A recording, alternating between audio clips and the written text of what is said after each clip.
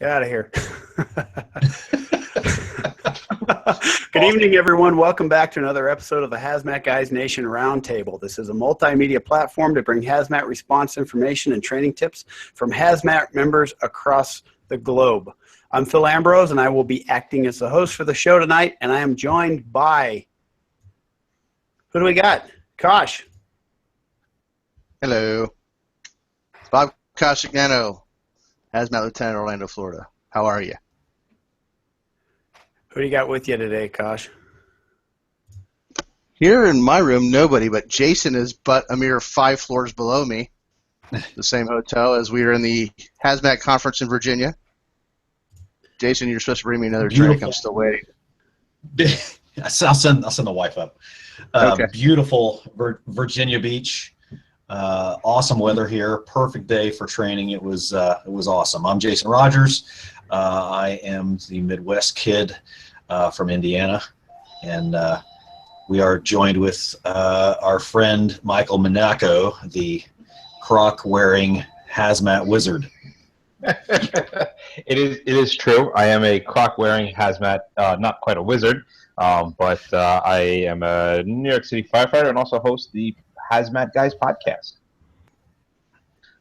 representing New York.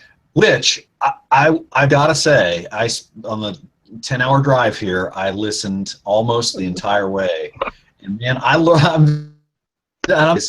seriously learned stuff every time I listen to the podcast. It's awesome. I'm calling shenanigans because nobody has yet driven for 10 hours with that show on and not crashed. So.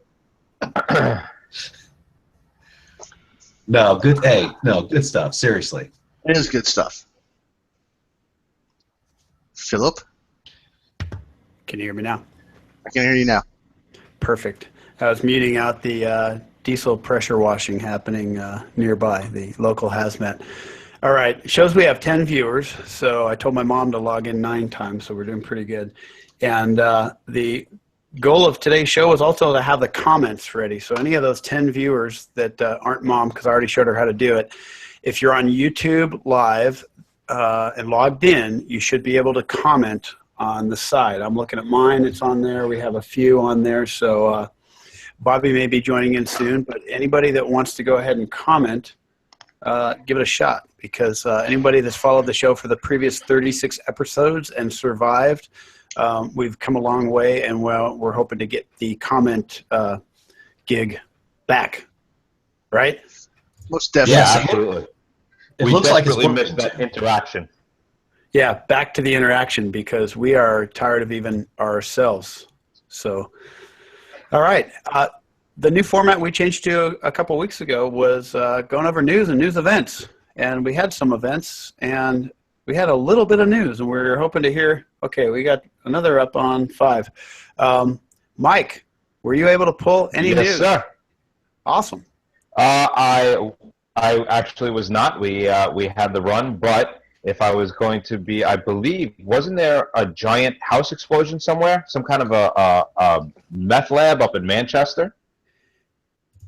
Is there not? That's the one thing it seems like we pull the most of is meth lab related calls. And we posted something today, and I put something up there, 3 reasons why you should study up on meth labs. And it was a picture of the 3 suspects involved in the vehicle one. And then there was also a house explosion that had to do with a meth lab that was in the news.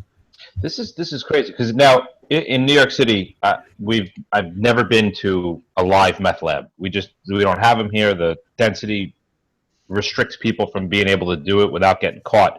When these things end up blowing off, what ends up being the major cause when they have an explosion before people get there? What's the major screw up in the whole process that causes these things to go boom?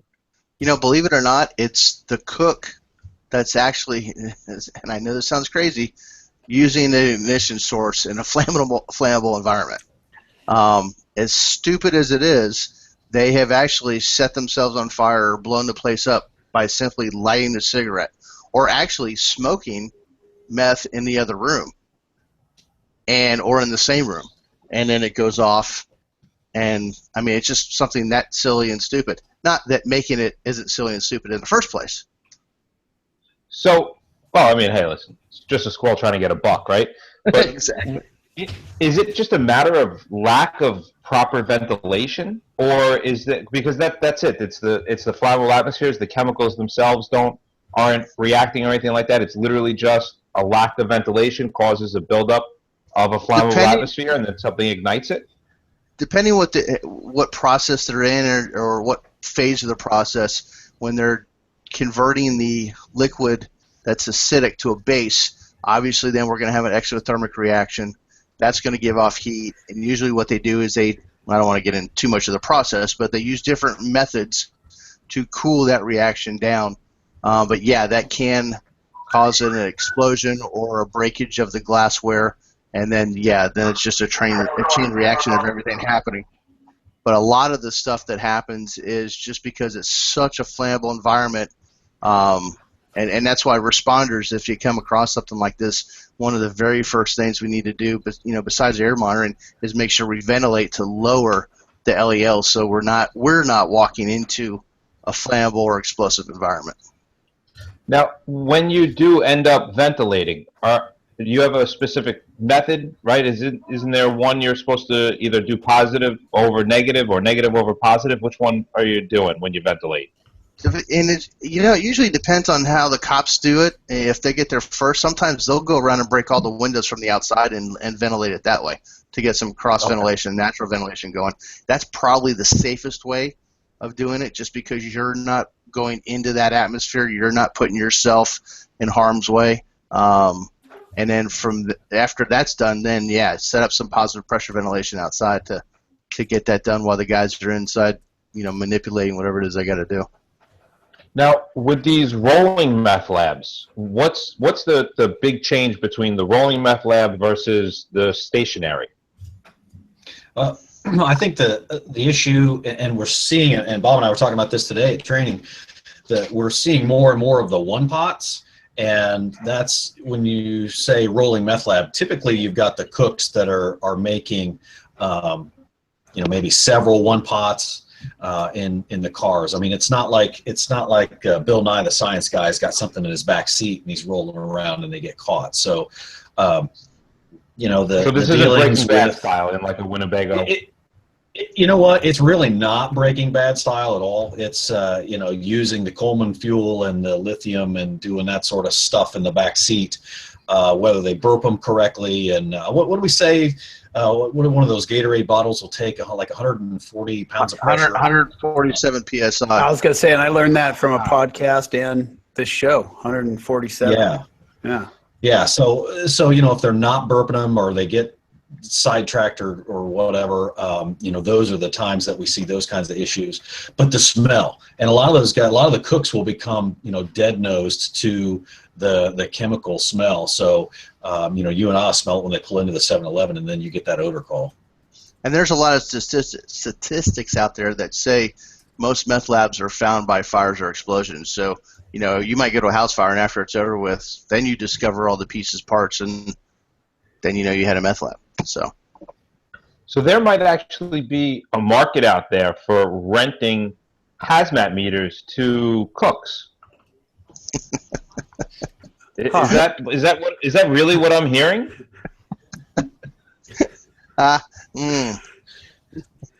No comment. Even the kid that just popped up over your shoulder on the screen was scratching her head on that one.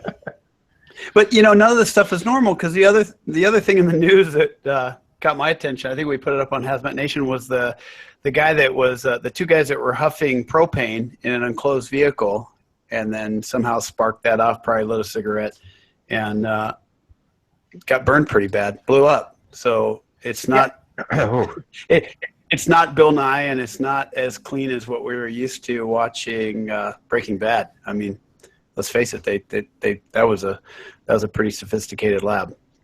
Yep. Yeah, the propane Darwin sniffers that were that hopefully eliminated their genetic line. What are they getting anything out of the propane, or is that strictly just an oxygen deprivation thing? I think it's just oxygen deprivation, personally.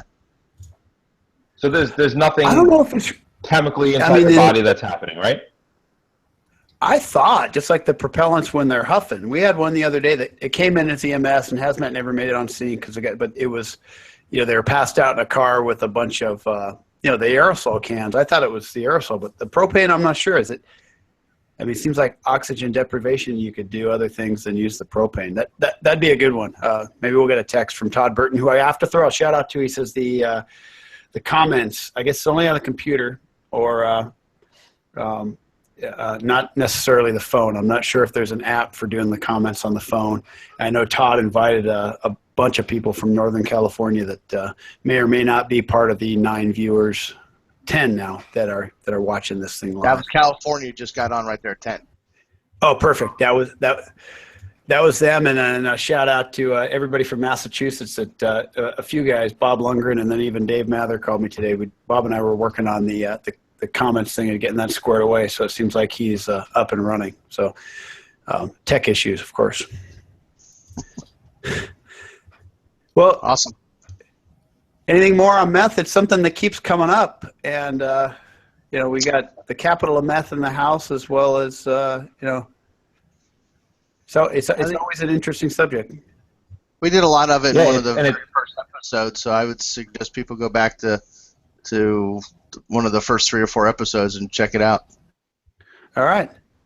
And how about this whole? Have you guys been seeing all this stuff? I've got actually mine is the lower version, but have you seen all the? My screen's reversed here.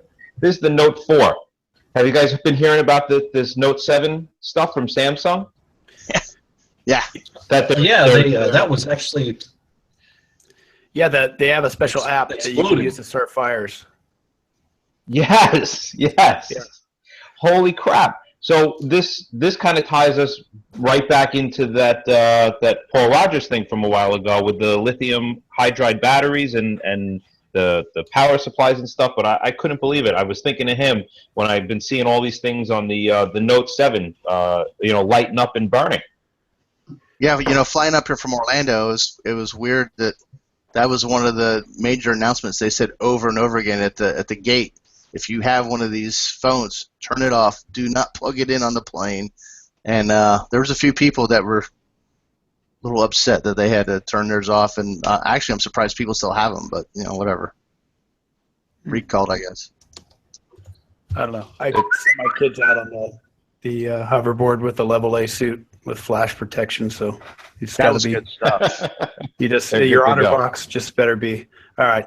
We have anything else, Mike? You were tasked. He was the one guy that was actually working today. The rest of us were playing to find some news.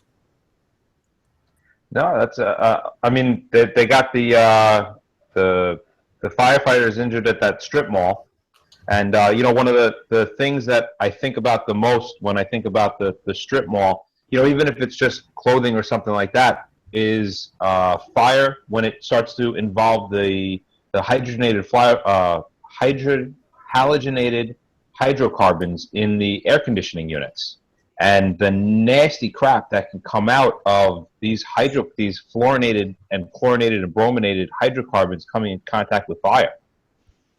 And it surprises me that we don't have more inhalation injuries than we actually do from a lot of these byproducts.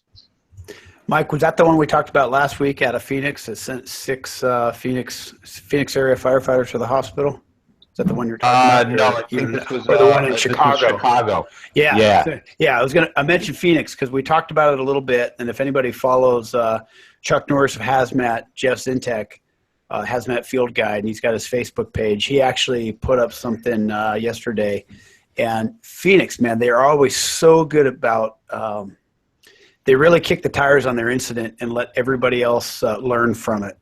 Very good, just like what San Bernardino County does and with their active fire videos. And what I mean by that is they had a battalion chief discuss that incident and what went down. And that was Phoenix first in on a facility that had pool chemicals. And what you were talking about, Mike, was also the one in Chicago, which came into a structure fire and sent a few firefighters to the hospital, correct? Yeah. Just I was wondering, one, if they went for a hazmat reason, and then two, it's every time I see something like that, I just think of these these halogenated hydrocarbons that get let loose in a fire, and if you happen to be in the wrong spot at the wrong time without a mask on, you can take a whole breathful of really nasty crap that'll put you down fast. We go. I mean, I'm not sure about all the other teams, but in fact, I was talking to Bob Lundgren today about the Firefighter Cancer Support Network. He's been going out teaching. They even have a program, as I understand it, correct me on the comments, Bob, at the Fire Academy, which is great. Not everybody's doing that yet.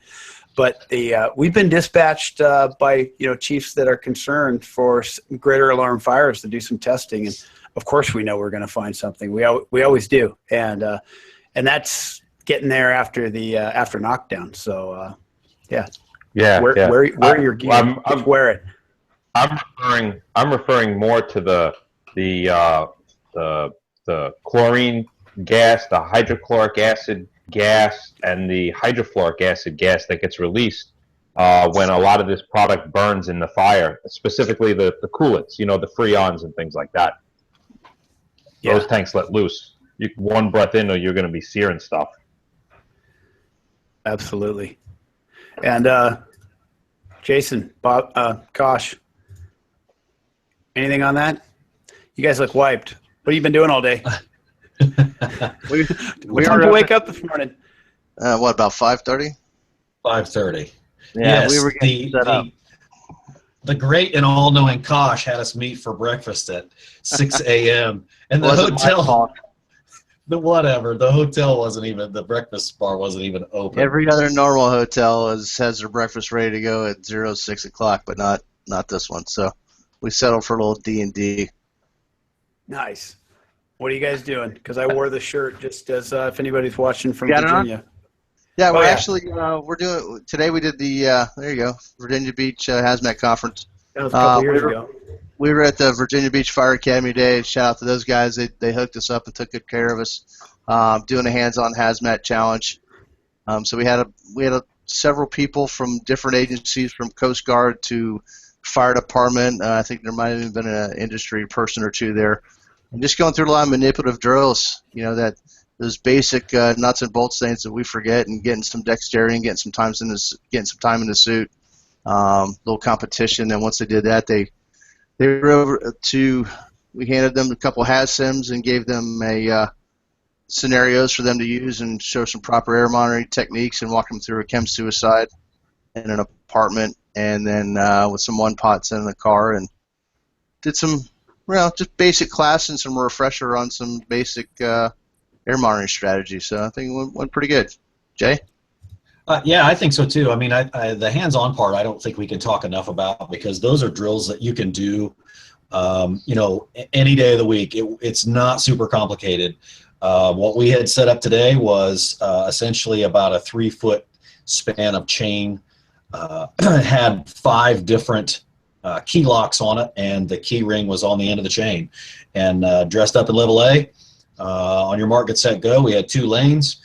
You go through the drill with, trying to get the right key in the right lock with some of your dexterity skills, and then we had them walk about a 10-yard serpentine, and then they ended up with the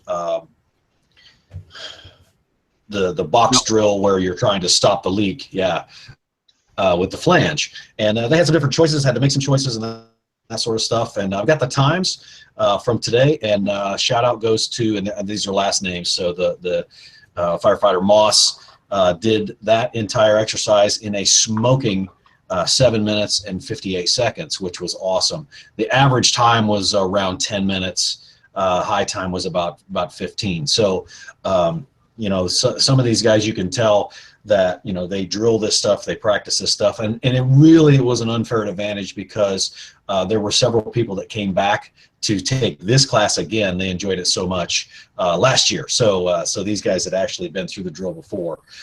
Really good positive comments, some good really networking going on. But one of the things I thought that Cosch and I were talking about, we noticed everybody had a little bit of different technique. We were working, down on the ground, and it was a concrete pad. But some guys would kind of crouch down in what I call the catcher's position. Some guys would bring the training prop up to them in the standing positions and work upright. And, that brings, we were talking about, the integrity of the suit and all that sort of stuff and in training. And it got me thinking, about using either carrying in our tool bags, maybe some sort of knee pad to be able to actually get on your knees, or something like when I was back when I was a SWAT officer, we had actually like catchers, knee pads, shin pads that went all the way to the tip of the boot. And I thought, man, maybe that's something we could use. So we might try that stuff out, maybe do a little tech talk on that. The other thing is we're definitely going to be sharing on HazMat Nation the pictures from today's class and some of the comments and those types of things. So, shoot your ideas our way. I mean, everybody, one thing we learned, there were a couple of Coasties in this class, and they obviously, Coast Guard does some things their particular way. They have some finite ideas on how things are done in con space and on the water and all that sort of stuff. So it was just really neat to work with those people and get some ideas out there. So, and if you guys haven't seen what we're talking, I remember. I'm sorry. If you guys haven't seen the milk crates we're talking about, you can go to HazMat Nation and under training, and there's a description on how to make these milk crates. It's really cheap, and so real quick leak prop that you could do at the firehouse. I just want to throw something out real quick. Yeah. You there? Okay. You had mentioned the knee pads on the gear.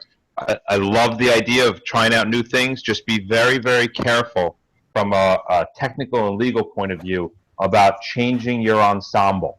All right, a lot of our gear is set to a standard, the NFPA standard, 1991, 92, 94, that whole 9 yards, and it's very gear specific. And if you add something to your ensemble on the outside and something happens, you may not be, legally covered because it was not tested under that ensemble. And that's a great point. Yeah, no, that absolutely makes sense. And like I said, it was a training conversation, and we were just shooting from the hip with some of those ideas. There's your marketing idea. Make a level A suit, level B suit with knee pads. The Monaco. The Monaco. It would have to be a Croc style knee pad. Yeah, yes. Croc style, or I'm on a promotion list. Style level A suit. I think that's a good point. Right. I think that's a good point, Mike. Although, then there's just the reasonableness. We try not to kneel. Why? Because you don't want to compromise the suit. But we all know that it could maybe happen. Most train too with clean personnel, dirty personnel. Right. One's doing most of the work while the other one is observing. If that's how your team rolls, or maybe they go in with 3. But I think the knee pads is something definitely to consider. And as far as, say, liability, it's an extra measure. I mean, level A suit doesn't have a helmet inside of it, and not every team uses that. But I think that is a good point. But I wouldn't necessarily let it sway people from at least trying something new and working on it. Oh, yeah. Always first, try right? something new. Yeah. And there's another thing you can do, too, is just simply taking a 5-gallon bucket that you're carrying your tools down, and then once you take your tools out, you just flip it upside down and sit on the bucket. So it's a simple, easy, nice to-use item. I like that. Yeah, that's a good idea. I like that as well. One thing that I did note when we were cleaning up today, there were 2 suits that had rips in them. So I didn't think that we did anything that was super out of the ordinary, and to notice that the suits were compromised. Now, they're relatively small, but we're still compromised. It's something to think about. It really does put perspective. If you're out there and you need splash protection, man, you do have to be careful. Yeah, and those were level B encapsulated, right? Yeah. Yes. Hey, Jason, what would you say was the biggest? I don't want to say lack of skill, but what would you say the biggest thing that you see people need to work on as you watch these guys go through the drills? And not to play Monday morning quarterback or anything like that, but if you could, in general, say I see people lacking this when they do the drills, what would it be? 100%, and I'm guilty of it too. So moving too fast with your air monitoring equipment, taking that probe high, middle, low, doing that and just walking through that, not taking for the, if you've got 8 foot or 10 foot of cord for the response for the air monitoring. I think moving too fast with regard to your monitoring equipment was the number one thing that I have seen consistently. My team, my guys, myself making that mistake. Bob, what do you think? I agree. And one of the other things that I noticed was people were either too focused in on their air monitor. In this case, we're using the HazSim instead of a real monitor, and not looking around, or doing just the opposite. They were looking around and not paying attention to the HazSim for their readings. So everybody's got to remember that when you're going into these scenes, you're looking down, you're looking up, you're looking around, and you should almost get in kind of a habit of how you're doing it. When they were coming into the apartment or simulated apartment, we told them, it's just like those are fire guys. We're either going to go and do a right-hand search or a left-hand search. When we go in and we look at our meter, if we start going one way and our meter starts giving us some readings, well, that's the way we're going to go. And we'll keep going along that path to try and narrow in where it is, the leak or the source of the problem is coming from. That's a great point. I've said the story before somewhere, probably here.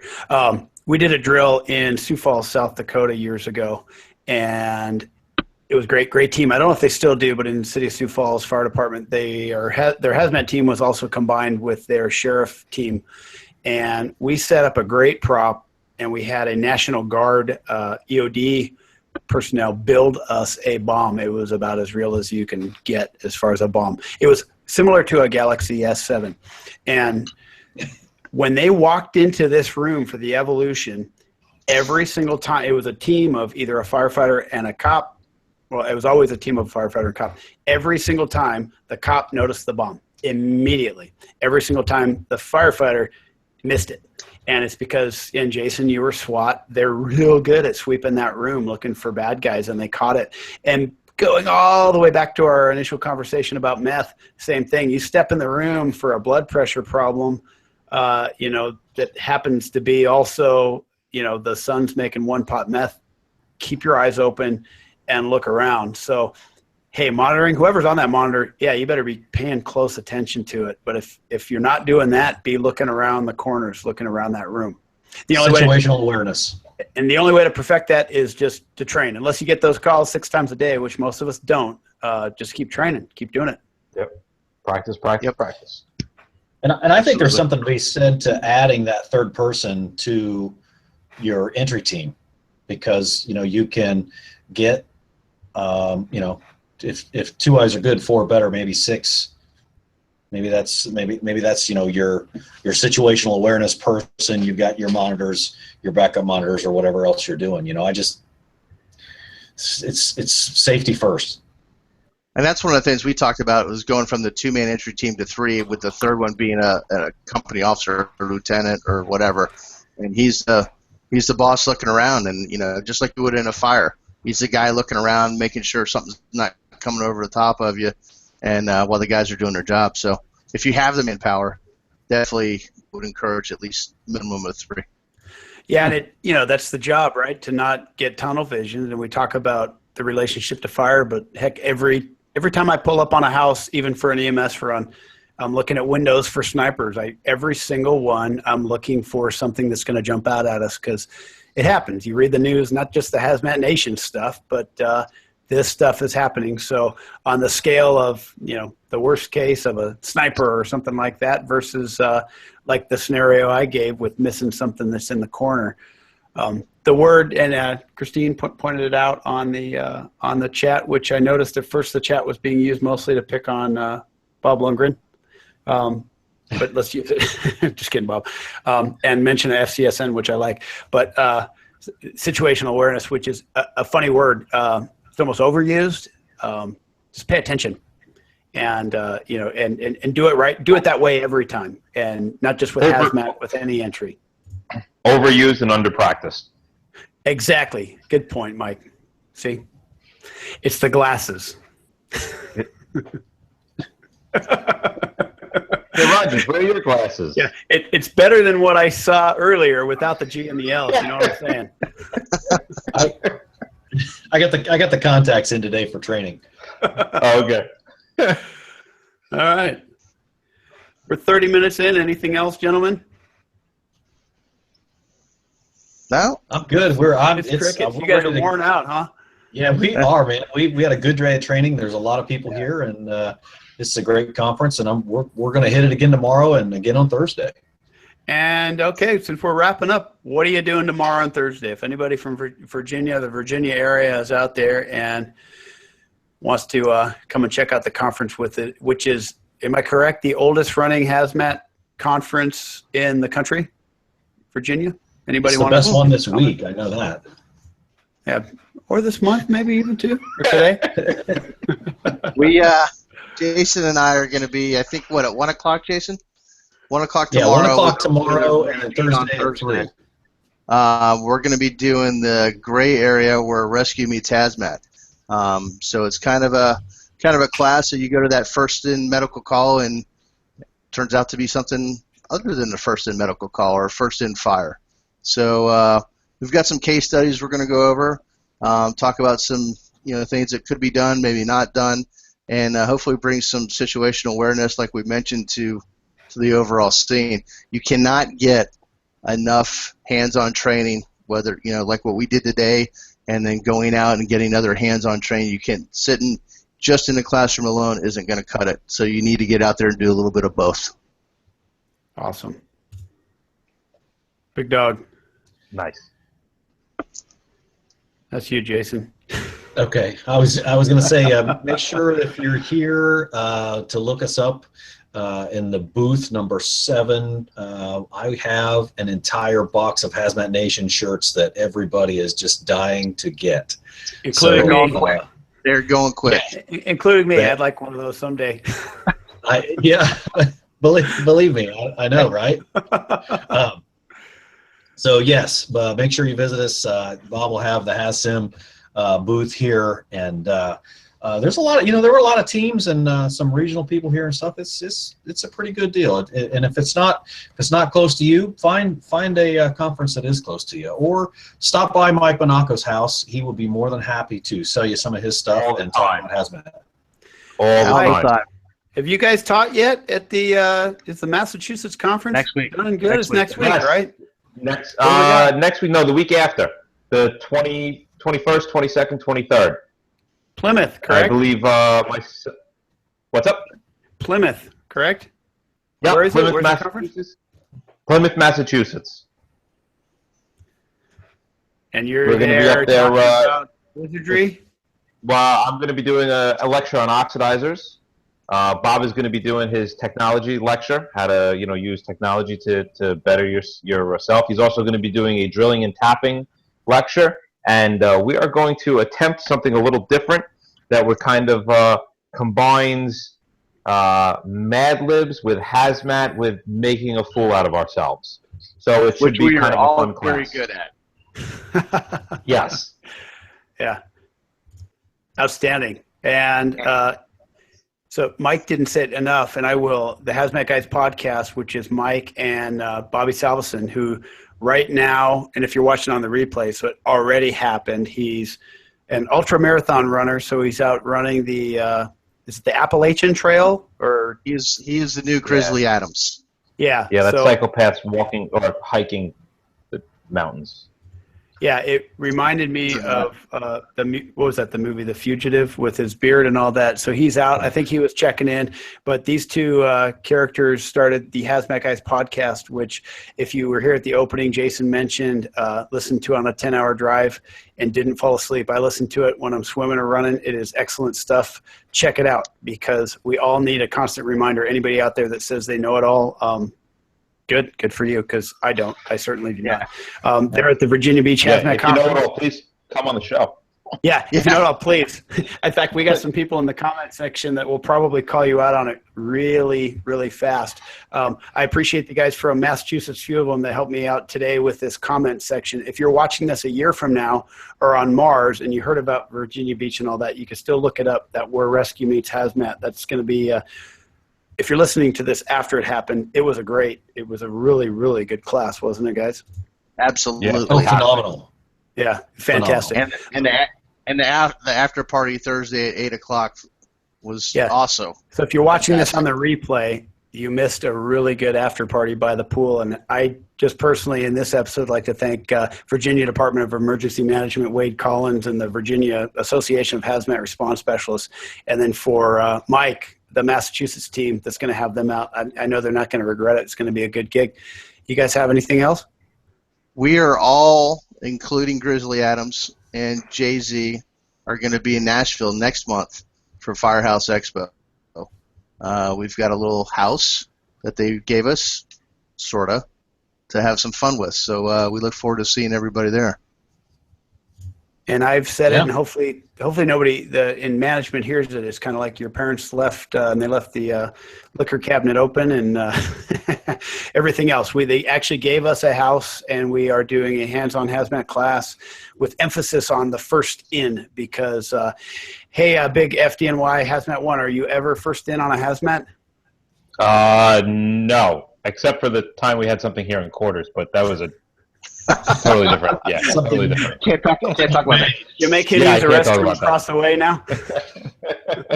I got to tell you, it's more often than not, it's the first due line units, our operations guys, and nobody wants to sit and think about HazMat or drill on HazMat. Not the firefighters. Listen, the guys watching the show, the guys that listen a lot, they're the HazMat. They are the HazMat people of their departments, but it is the operation level guys that are going to have the biggest impact on the outcome of any kind of operation. So to get your operations guys into a HazMat class and to be doing hands-on stuff and to really be exploring and putting their brain and their meter and their body to use, it is invaluable training. Awesome. Preaching to the choir here. All right. Thank you, everybody, for joining us. And thanks even everybody on here. There's a little bit of sacrifice that's made by all 5 of us, but we love doing it. And we hope people get something out of it. If you like it, let us know. If you don't like it, let us know. It's easy to delete. You could find Mike and Bobby at the HazMat Guys. Check out the podcast. You could find Jason and I and Bob all over the place, including HazMat Nation. Jason runs Tech Talk for HazMat Nation. If you have something with your team, send it to jason@hazmatnation.com. You can also reach Bob any other which way. Check out the old shows. Every Tuesday night, 9:15 Eastern Standard Time, HazMat Guys Nation Roundtable. We appreciate everybody for listening. Take care. Peace.